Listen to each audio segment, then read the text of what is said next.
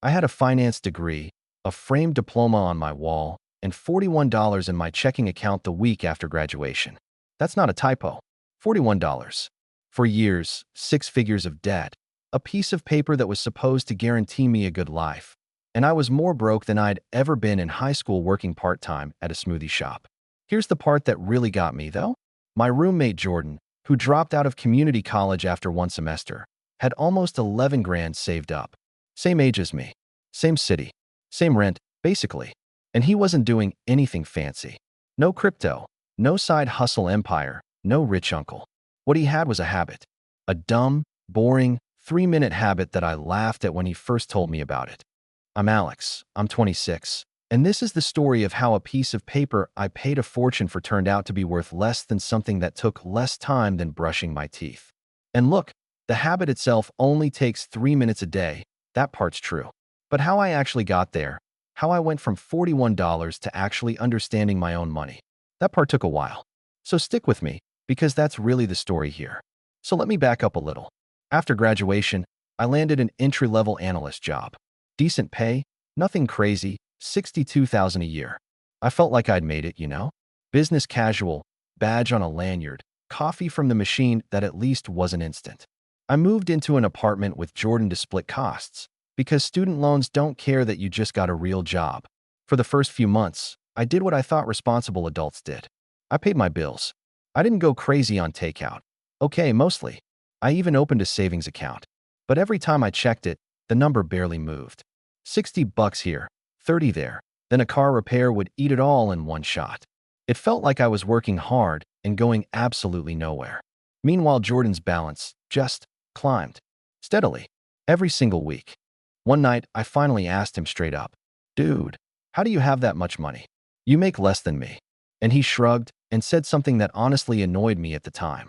He said, "I just check in with my money every day. That's it." I remember thinking, that's it? That's your big secret? I had a finance degree. I knew what compound interest was. I could explain amortization schedules. And this guy was telling me his strategy was basically paying attention, but I was curious enough to actually watch him do it.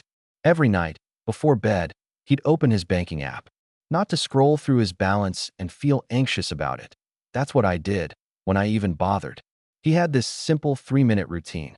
He'd check what came in that day, what went out, and he'd move any spare change, literally sometimes $5, $10, into a separate account he called his future fund.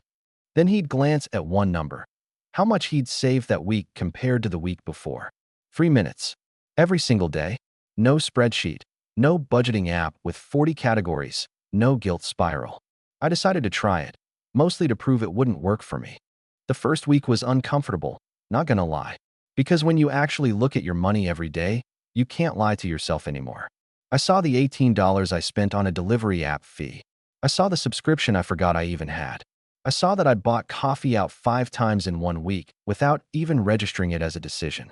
Here's the thing nobody tells you about avoiding your bank account. It's not that you're bad with money. It's that you're avoiding information. And when you avoid information, you can't make decisions. You just react. That's exactly what I've been doing for months. React, panic, repeat. By week 2, something shifted. I wasn't dreading opening the app anymore. It became this weirdly satisfying little ritual, almost like checking the score of a game I was actually playing. And because I was looking every day, small leaks got caught fast. I canceled that forgotten subscription. I started transferring even tiny amounts, $5, $10, into savings the moment I noticed extra cash sitting around, instead of waiting for some big budgeting day that never actually came. By month 3, I checked my savings account and just stared at it. $640. Not life-changing, sure. But 3 months earlier, I had $41 to my name after 4 years of college.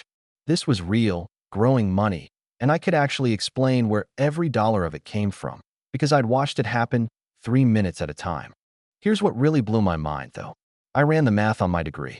Tuition, the interest on my loans, for years of income one didn't earn because I was in class instead of working full-time.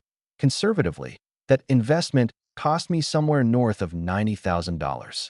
And here I was, watching a free habit that cost me nothing but a little attention every night, quietly outperform every financial lesson I'd paid for.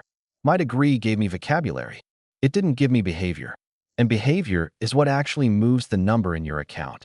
By the end of that first year, I'd saved just over $4,000, something that would have felt impossible to me 12 months earlier. Not because I made more money. I didn't get a raise. Not because I found some genius investment.